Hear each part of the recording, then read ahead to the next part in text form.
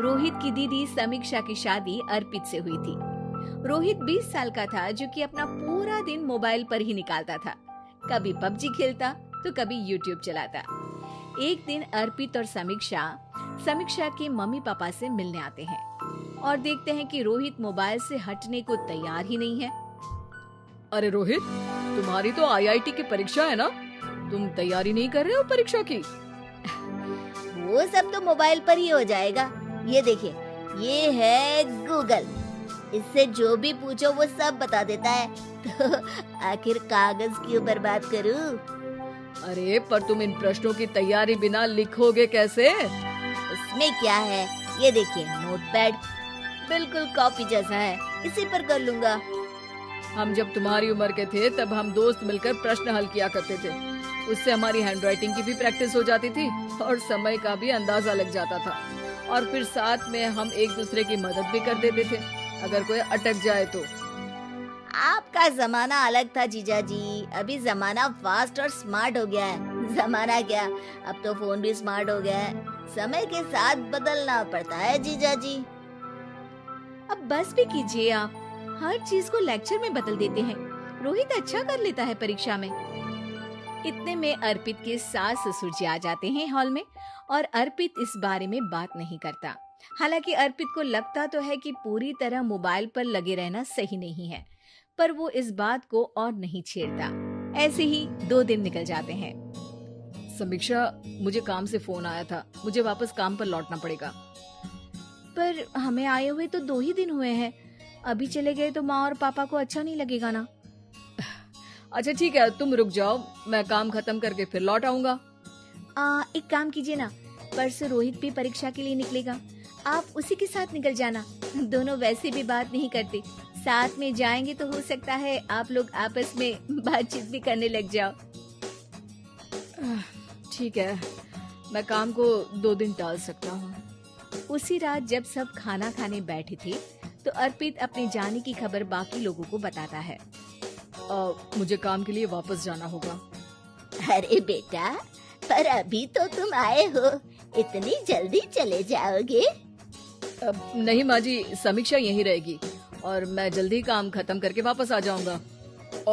ठीक है, काम भी जरूरी है। वैसे कब निकलोगे बेटा? 2 दिन में। मैंने सुना है कि उस दिन रोहित को भी परीक्षा के लिए जाना है, तो कल मैं दोनों की टिकट करा लेता हूँ बुक। अब मेरी टिकट रहने दीजिए जीजा जी, मैं तो फोन से ही करवा लूंगा। हाँ, पर कोई दिक्कत हो गई तो? अरे कोई दिक्कत नहीं होती जीजा जी, फोन सब कर सकता है। हमारे फोन के रिचार्ज से लेकर टीवी का रिचार्ज सब रोहित यही फोन से बैठे बैठे कर देता है। अब ये नई चीज तो हमारे समझ के परे है, पर अच्छा है कि रोहित जानता है। हमारी मेहनत इतनी कम हो गई भाई। हाँ, पर अगर टिकट नहीं मिली तो? अर्पित की बात पूरी होने से पहले ही बिजली चली जाती है। अरे ये क्या हो गया, आपने बिजली का बिल भर तो दिया था ना? अरे नहीं, मैं तो भूल गया था। अरे टेंशन मत लो माँ। देखा जीजा जी, आप बिजली का बिल भी भर सकते हो, समय बदल गया है। एक बार फिर अर्पित इस बात पर बहस नहीं करता। अगले दिन जाकर अपनी टिकट करवाता है और पैकिंग कर रहा होता है जब शाम को अचानक से रोहित के चिल्लाने की आवाज आती है। नहीं, प्लीज प्लीज हो जा, ऐसा मत कर यार, प्लीज हो जा। अरे क्या हो गया रोहित? दीदी, सर्वर हैंग हो गया, मेरी टिकट नहीं हो पाई दीदी। क्या मतलब टिकट नहीं हो पाई? इतने में वहाँ रोहित के मम्मी और पापा भी आ जाते हैं। अरे क्या हो गया? माँ, मेरा टिकट नहीं हो पाया, सर्वर डाउन हो गया। अरे पर तूने तो बोला था कि हो जाएगा। हो जाता है, पर अब क्या करूँ, ये क्या हो गया? अब कल की तो कोई बस भी नहीं है, ना ही अब टिकट मिलेगी ट्रेन की कल के लिए। मुझे तो कोई रास्ता नहीं दिख रहा। अब फिर लगता है मेरा ये साल बर्बाद हो जाएगा। घर पर एकदम से दुख का माहौल छा जाता है और सब रोहित को डांटते हैं, पर इतने में अर्पित वहाँ आ जाता है। आप सब रोहित को क्यों डांट रहे हैं? आपने ही तो उसे बढ़ावा दिया था ना। लेकिन इसकी लापरवाही के कारण इसकी परीक्षा छूट जाएगी। इसने तो हमसे कहा था कि टिकट हो जाएंगे। हे भगवान, अब क्या होगा? चिंता करने की कोई बात नहीं है। मैंने एक एक्स्ट्रा टिकट करवा ली थी। मैं समझता हूँ कि मोबाइल हमारा ही काम आसान करने के लिए है, पर उस पर ही पूरी तरह से निर्भर होना तो गलत बात है ना।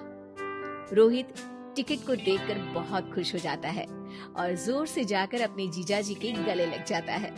सॉरी जीजाजी, मुझे आपकी बात ध्यान से सुननी चाहिए थी, पर थैंक यू सो मच। हाँ बेटा, तुमने तो इसका भविष्य बचा लिया। शिक्षा, दूसरों से मदद मांगना गलत नहीं, पर दूसरों पर निर्भर हो जाना गलत।